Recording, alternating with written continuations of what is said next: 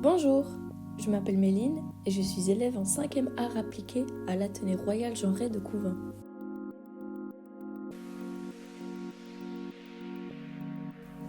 Première étape, Namur. Une sortie inoubliable où les élèves des deux écoles se sont rencontrés pour la première fois. Au matin, immersion dans l'univers du hip-hop avec la Funky Fit Academy. Danse, énergie et découverte du scratch sur platine vinyle.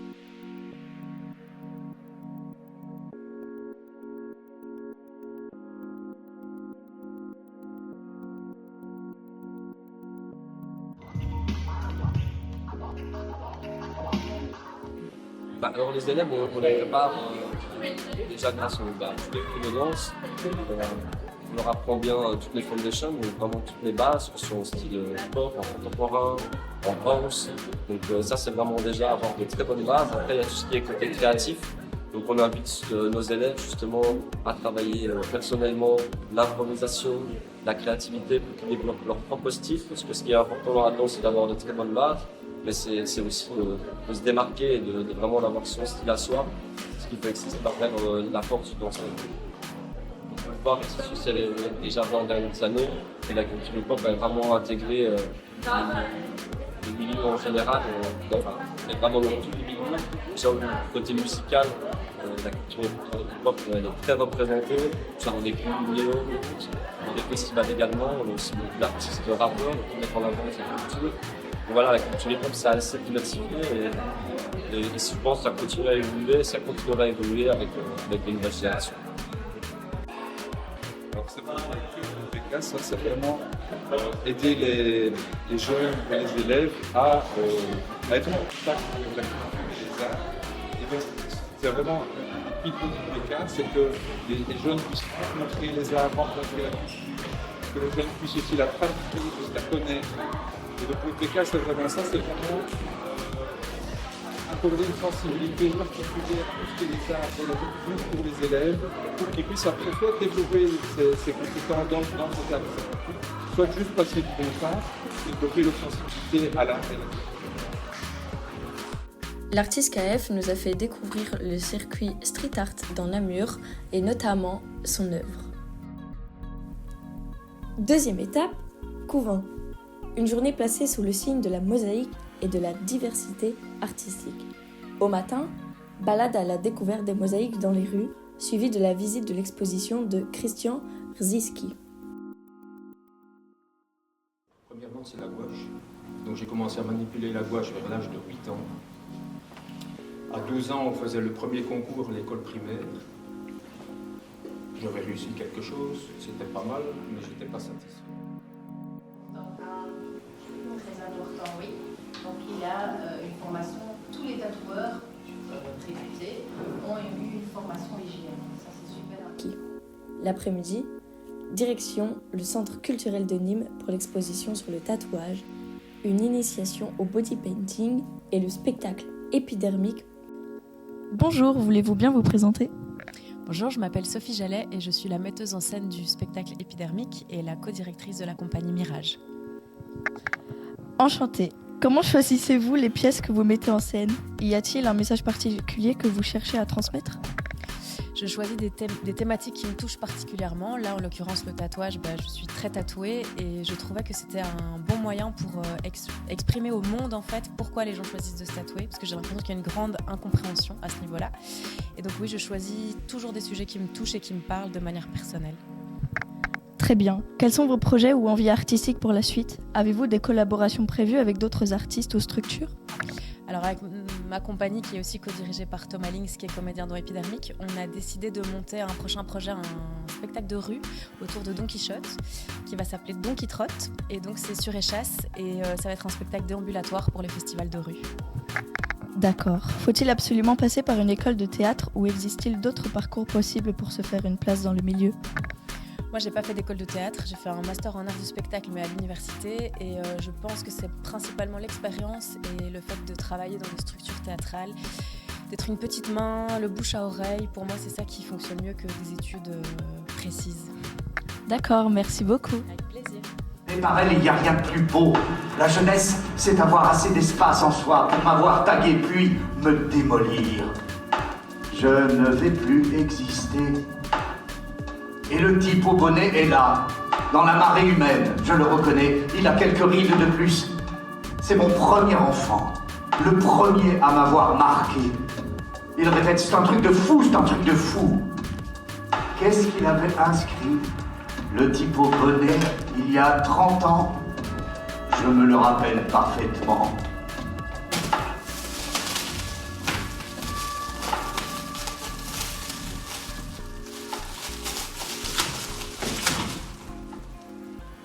Avance, sinon tu recules.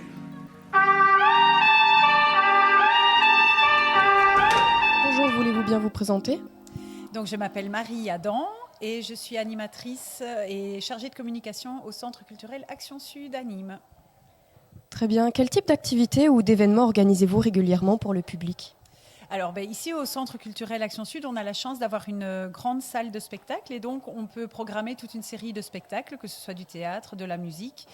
On a également des salles d'exposition, donc on peut accueillir des expositions. On a un point plus consacré à la lecture, donc là on peut faire des animations pour les enfants, mais pour tout public qui aime la lecture, que ce soit la lecture, l'écriture, des ateliers. On a de nombreux locaux qu'on met à disposition d'associations de Viroinval et d'ailleurs aussi pour organiser des ateliers artistiques, mais aussi des réunions. Et voilà, on peut également, nous, sortir de nos murs et aller proposer des ateliers, des concerts, des spectacles dans les villages de Viroinval. Donc voilà, c'est très très varié. Très bien. Comment travaillez-vous avec les artistes locaux et la communauté pour développer vos projets? Alors, on a la chance sur Viroinval et même sur Couvain et les communes environnantes d'avoir un très grand vivier d'artistes, que ce soit des plasticiens, mais aussi des chanteurs, des artistes vraiment de tout bord. Par exemple, également le tatouage, comme aujourd'hui. Et donc, quand on lance un projet, on essaye vraiment de voir les citoyens, les associations qui peuvent enrichir nos projets et parce que c'est pas intéressant en fait de construire un projet nous dans notre coin tout seul en tant que centre culturel. Ce qui est vraiment important, c'est d'aller vers la population, de la faire participer à la vie culturelle et donc voilà, dès qu'on a un projet, on voit ce qu'on peut, les ressources qu'on peut aller chercher à l'extérieur et justement ces ressources sont pleines de richesses et nous apportent beaucoup. Très bien. Comment le centre culturel contribue-t-il à l'éducation artistique et culturelle des élèves, pardon? Alors, même sur le territoire, on a plusieurs écoles, que ce soit de l'enseignement fondamental ou de l'enseignement secondaire. Et donc, tous les ans, on programme des spectacles à destination des écoles. Alors, souvent, les spectacles qu'on choisit ont une formule qui est vraiment adaptée aux plus jeunes, au jeune public, mais qui permettent d'aborder des thématiques qui touchent les jeunes.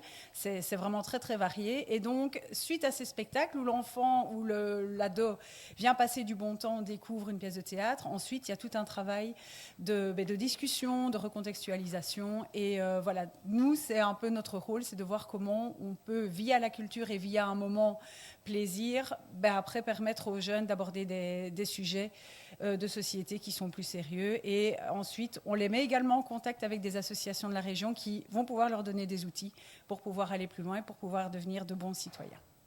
Eh bien, écoutez, merci pour cette interview. Merci à vous. Troisième étape, création murale pour les deux écoles, à l'Athénée Royal Jean Rostand de Féville. L'artiste a réalisé l'ensemble de l'œuvre en utilisant la technique du graffiti, dans un style réaliste. À l'aide de peintures en spray, il a représenté l'architecture de l'école au cœur d'un décor de jungle. Avec un point central, une grenouille, symbole de l'école. Le résultat est tout simplement époustouflant. Les élèves de M. Grégoire ont réalisé un mur de mots qui nous a inspirés pour la création du mur. Ils vont s'inspirer de tous les mots pour pouvoir réaliser cette peinture et sensibiliser le harcèlement. Le thème central, le harcèlement, mais vu sous un angle résolument positif et réparateur. Loin des représentations sombres et dramatiques habituelles, cette œuvre collective propose une lecture symbolique de la résilience. Le mur, abîmé par le temps et marqué de trous, incarne l'enfant harcelé. Ses blessures ont été comblées avec soin par des fragments de mosaïque colorés. Ce geste artistique devient un acte de réparation.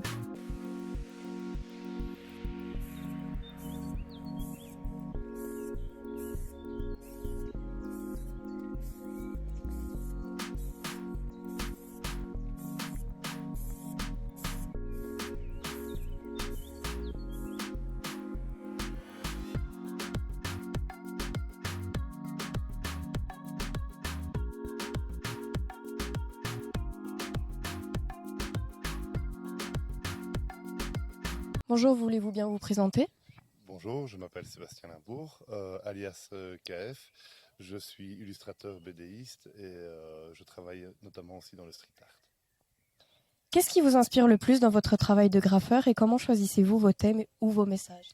La polyvalence, quant au thème, si je travaille avec les écoles, c'est en collaboration avec les idées des élèves ou du corps enseignant.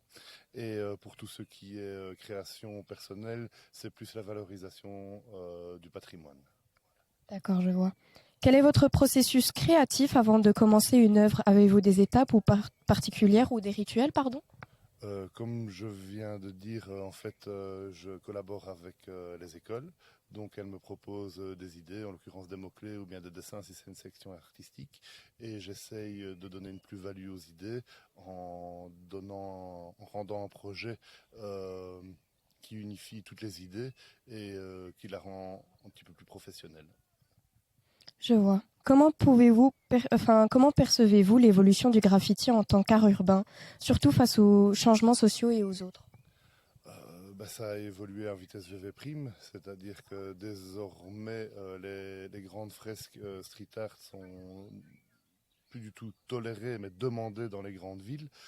Ça a le vent en poupe depuis une quinzaine d'années désormais et ça a malheureusement ou heureusement sa place désormais dans les musées. Donc ça veut dire qu'on perd un petit peu le côté authentique et on quantifie ça maintenant aussi avec l'argent. Moi j'essaye justement de rester sur le côté authentique et pédagogique de la chose.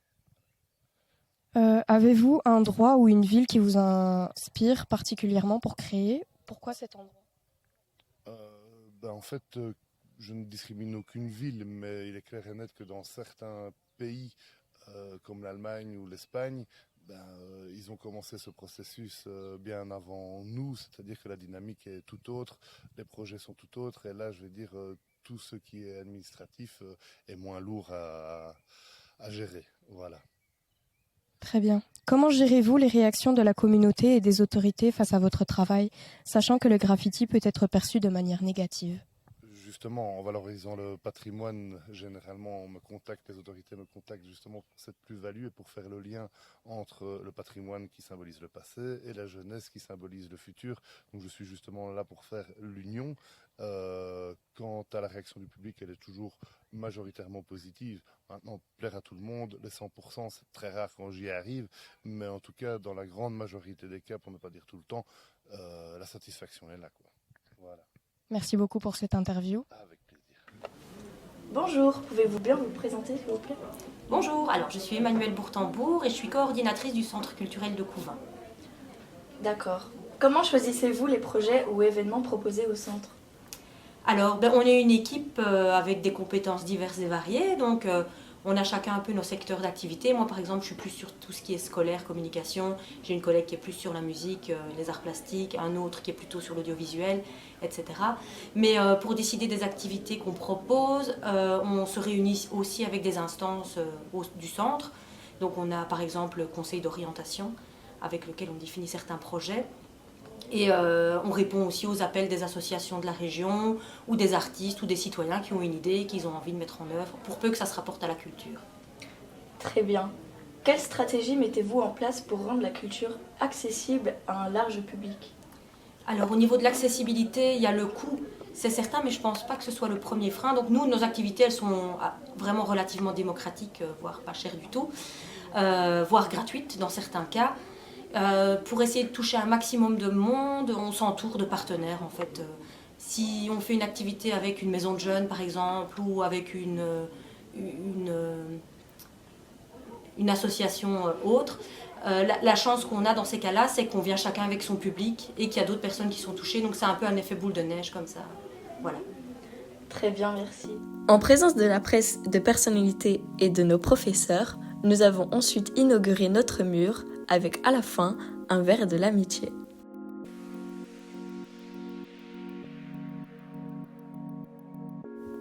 L'inauguration du mur de Philippeville a ensuite eu lieu avec un concert de clôture.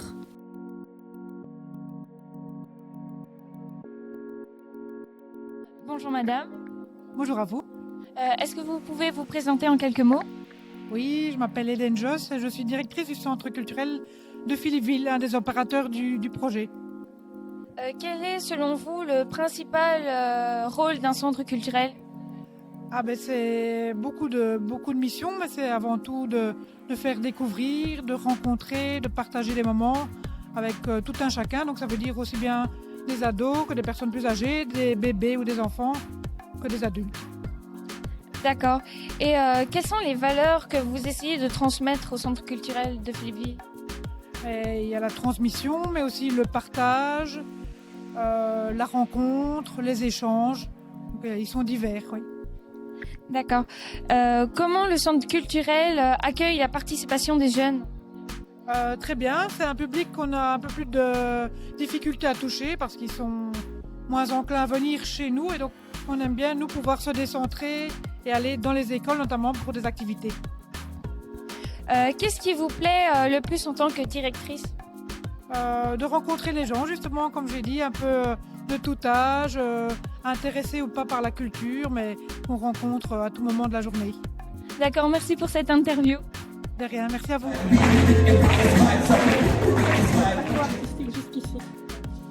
Ouais, justement, moi je viens de la musique, j'ai fait le conservatoire en jazz pour me retrouver maintenant à faire du hip-hop. Toi tu viens d'un tout autre... Moi je viens de l'univers du théâtre, mais j'ai toujours fait de la musique, parce que même dans le théâtre j'ai beaucoup de musique. Donc j'ai pas de formation musicale sur le théâtre. mais voilà, mais j'ai toujours été accompagné par la musique. Quelles sont les difficultés que vous avez rencontrées au cours de... C'est un long chemin de faire de la musique. C'est beaucoup de métiers en même temps, il faut endosser beaucoup de casquettes. C'est vraiment, c'est pas facile, il faut investir beaucoup de temps et beaucoup d'argent dans la musique avant que ça prenne un peu. Et notre dernière grosse difficulté, ça a été un petit Covid de 3 ans quand même, voilà, qui nous a bien retardé. C'est ça, je viens de rajouter. C'est parfait. De quelle manière définisseriez-vous votre style de musique et comment s'est-il développé ? Alors, à la base, le projet est né parce que j'ai voulu faire des reprises, des parodies, des caricatures de rappeurs.